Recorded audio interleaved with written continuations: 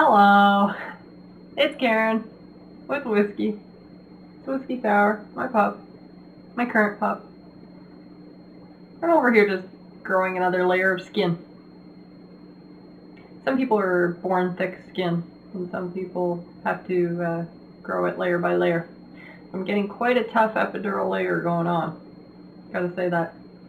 I don't know if it's just I was raised in a smaller town, but now live in a bigger city. I don't know if that has anything to do with it. If just all my life experiences culminating up to this point is doing it. The more I get to know people, the more layers I get on my skin. My hope is to never lose my level of compassion I have for people. But there are some incidences where you run into people who you really just have to brush it off a bit.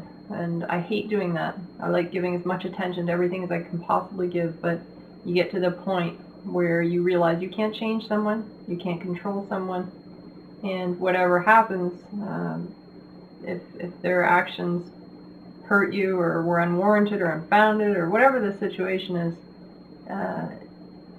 I gave an analogy to a friend today that, if I'm on an island and someone's up in an airplane, they can come fly down to me anytime they want. But if they make the choice to leave the island and leave me there, I can write something in the sand to get them to come back. But if they fly out of view, I can't talk to them at all. And some people just leave you, and that's it. And you can't do anything about it. So there's situations like that where I just have to grow a bit of a thick skin about it, I suppose. I've had several emails with several people dealing with a few situations that are similar to the one that I'm talking about. And so it caused me the whole thing to write a blog called What Do You Consider a Deal Breaker? And it wasn't any one of you out there. It was a whole bunch of you. I really try my best to respond to email. I try my best to acknowledge when somebody sends me something, whether that's a cute puppy or a picture or an email or whatever it is. But you know what? I have so many screens in front of me in a day. My phone, I can't always be on my phone because I have a lot of work to do. I just have a lot going on. And a lot of you guys have a lot going on. And for those of you who have tons going on, you'll probably be the most understanding of why I can't always be as responsive as I want to be. But some people consider that a deal breaker. And sometimes that happens. I feel like I've been perfectly honest about how I function on a day-to-day basis, and my true friends cut me that slack. So thank you to all my true friends out there who do that. What about Bob? It's a movie I quote often. There's a scene where Bob tells his psychiatrist, "There's two types of people in the world: those who like Neil Diamond and those who don't."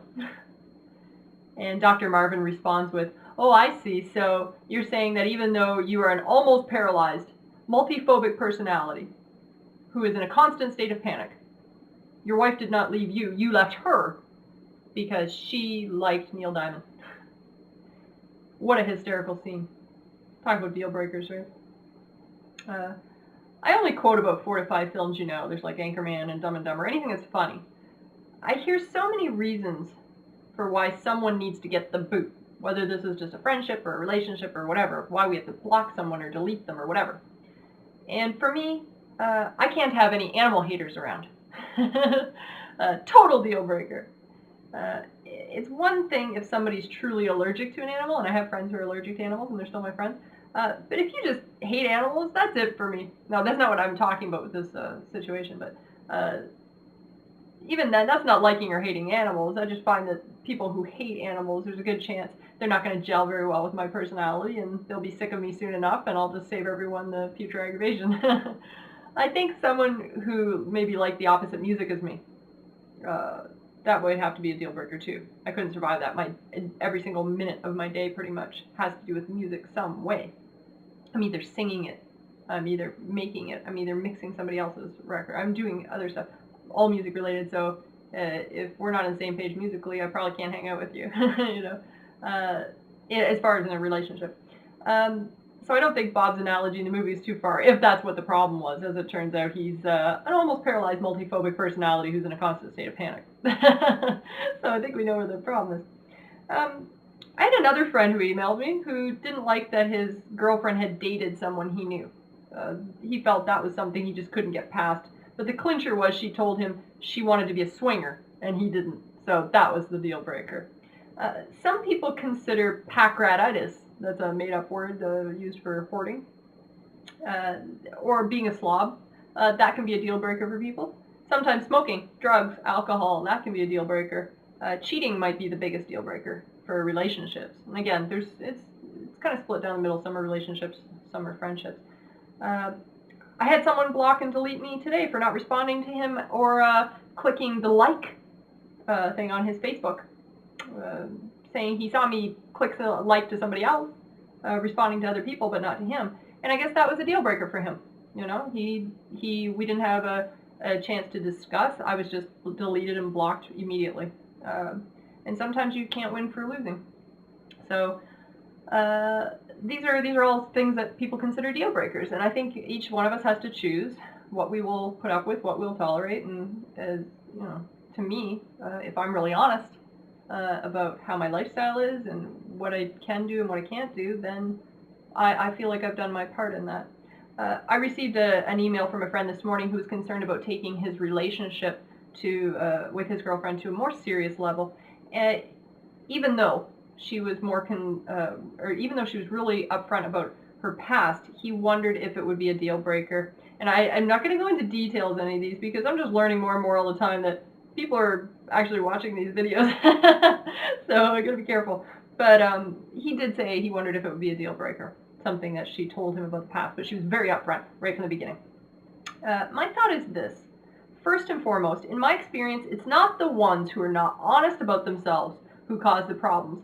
There are people who seem like they're a perfect suitor or they're a perfect friend to you, and then they sideswipe you later on. And that's without even letting you know earlier on. 2 years in your marriage, you could find out that they have a whole other family somewhere, you know. If you love someone that you're in a new relationship, it shouldn't be a deal breaker. Some of the things they tell you shouldn't be a deal breaker. But it's really best to put all your cards out on the table, just like I do in my videos where I say to you guys, sorry, I suck at responding to email, you know, so don't get mad at me if I don't click like or if I don't respond to your email, because I'm being as upfront as possible. And if that's a deal breaker for you, then so be it. You can tell that's an issue for me today, huh? If someone has the decency to tell you something about their past and you say you're okay with it, you've been warned. Don't bring it up again. If someone tells you that they love to smoke cigarettes, I smoke 2 packs of cigarettes a day.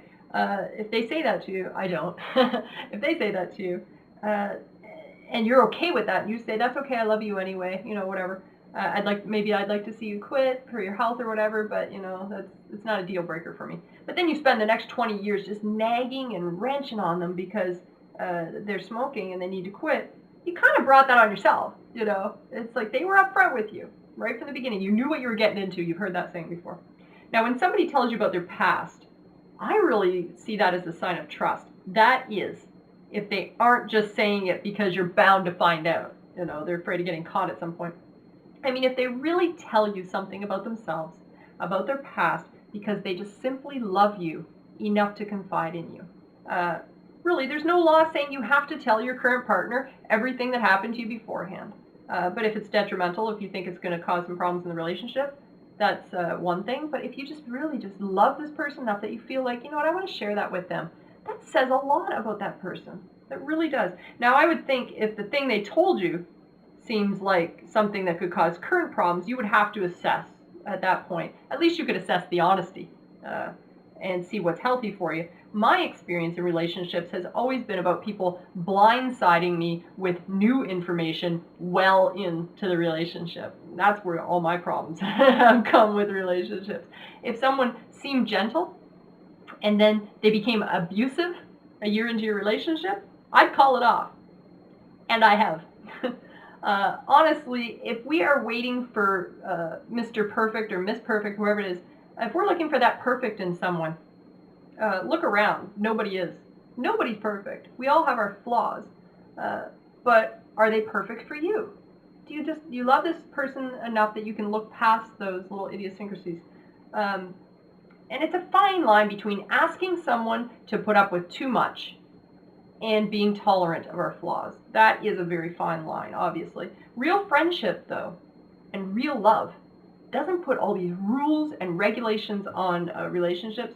But then again, it's a whole other ballgame if you're actually living with somebody. You guys have heard me talk about Phil from England, who I've been friends with for well over a decade now. And you know what? He is a perfect example, and he's not my only example.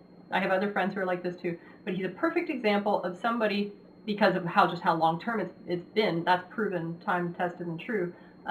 It's a good example of how he and I will go a really long time and not say anything to each other, pick up where we left off. There's no expectations on our relationship that way.